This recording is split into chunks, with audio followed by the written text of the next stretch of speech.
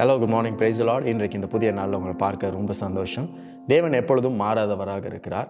அவர் நம்மளோடு கூட இருக்கிறார், நம்மளுக்குள்ள வாசம் செய்கிறார், தங்கி இருக்கிறார். உங்கள் மனதில் உங்களுடைய எண்ணங்களில் எந்த விதமான கவலைகளோ தேவைகளோ இல்லை பிரச்சனைகளோ ஓடிட்டு இருந்தாலும், எதெல்லாம் நீங்கள் யோசிக்கிறீங்களோ அவைகள் எல்லாவற்றையும் தேவன் ஜெயித்துட்டார், அவைகள் எல்லாவற்றுக்கும் தேவன் பதிலளிக்க போகிறார் வர காலத்தில் அப்படின்றதுக்காக தான் அந்த எண்ணங்கள்லாம் உங்கள் வாழ்க்கையில் வருகிறது. எந்தெந்த பிரச்சனையை பற்றி யோசிக்கிறீங்களோ அந்தந்த பிரச்சனையெல்லாம் இயேசு ஏற்கனவே தீர்த்து விட்டார் அப்படின்றத உங்களுக்கு இண்டிகேட் பண்ணுறதுக்கு தான் இப்படிப்பட்ட தாட்ஸ் எல்லாம் உங்களுடைய எண்ணங்களுக்கு வருகிறது. ஆகவே எந்த எண்ணங்கள் உங்கள் வாழ்க்கையில் வந்தாலுமே, உங்கள் மனதில் வந்தாலுமே அவைகள் எல்லாவற்றுக்கும் தேவன் விடுதலை கொடுத்துட்டார், தீர்வை கொடுத்துட்டார் என்ற அர்த்தம். சங்கீதம் 138 அதிகாரம் 8வது வசனத்தில் இப்படி படிக்கிறோம்: கர்த்தர் எனக்காக யாவும் செய்து முடிப்பார், கர்த்தாவே உமது கிருபை என்றும் உள்ளது, உமது கரத்தின் கிரியைகளை நெகிழ விடாதிருப்பீராக.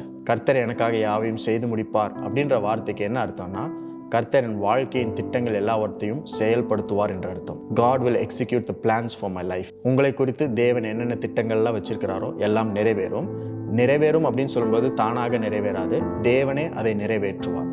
ஆகவே உங்கள் வாழ்க்கையை, உங்களுடைய பிளான்ஸ், உங்களுடைய திட்டங்கள், அஜெண்டா எல்லாவற்றையும் தேவனுடைய கருத்தில் கொடுத்துட்டிங்கன்னா அவர் அதையும் கன்சிடர் பண்ணுவார், அவருடைய திட்டங்களை கன்சிடர் பண்ணுவார்.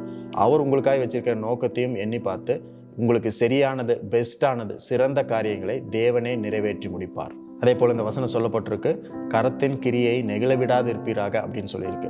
அப்போ தேவனுடைய கரத்தின் கிரியை அப்படின்னா என்னன்னு நான் யோசிச்சுட்டு இருக்கும் பொழுது நான் நினச்சேன், ஒருவேளை தேவனுடைய படைப்பு, இயற்கை, மரம், செடி, கொடி, மலைகள், கடல், சமுத்திரம், இப்படிப்பட்ட காரியங்கள்லாம் தேவன் படைத்திருக்கிறார், இதுதான் நினச்சிட்டு இருந்தேன். பட் அதெல்லாம் தேவன் உருவாக்கினார், சிருஷ்டித்தார். ஆனால் தம்முடைய வார்த்தையினால் சிருஷ்டித்தார்.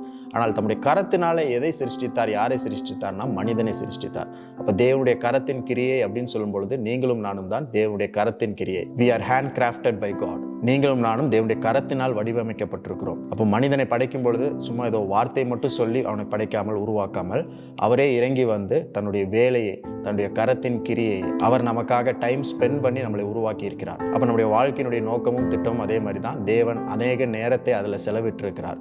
அப்போ நம்மளுக்காக கொடுக்கப்பட்டிருக்கிற நோக்கம், திட்டம், பிளான், ப்ளூ பிரிண்ட், இது எல்லாமே வந்து தேவன் டைம் ஸ்பெண்ட் பண்ணி அவருடைய நேரத்தை செலவிட்டு நம்மளுக்காக அதெல்லாம் பிளான் பண்ணி இருக்கிறார்.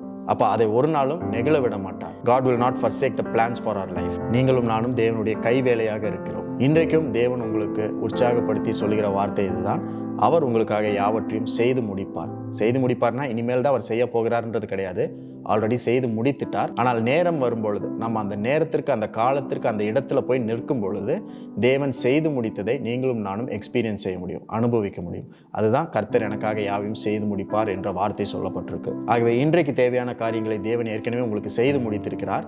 நீங்கள் இந்த நாள் முழுவதும் அதை பார்க்க முடியும். அடுத்த வாரத்துக்கு தேவையான காரியங்களை தேவன் ஏற்கனவே செய்து முடித்திருக்கிறார். அந்த நாள் வரும்பொழுது, அந்த டேட் வரும்பொழுது, கேலண்டரில் அந்த தேதி வரும்பொழுது நீங்கள் அதை பார்க்க முடியும், அதை அனுபவிக்க முடியும். கர்த்தர் யாவையும் உங்களுக்காக செய்து முடித்திருக்கிறார்.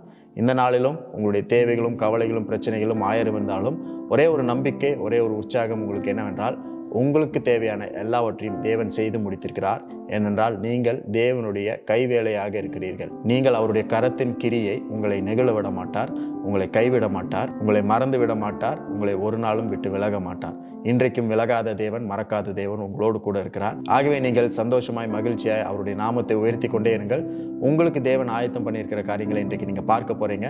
இன்னும் அதிகமாக அவரை துதிக்க போகிறீங்க, நன்றி செலுத்த போகிறீங்க. ஆகவே இந்த நாள் உங்களுக்கு கிடைத்ததற்காக ஆண்டவருக்கு நன்றி செலுத்துங்க.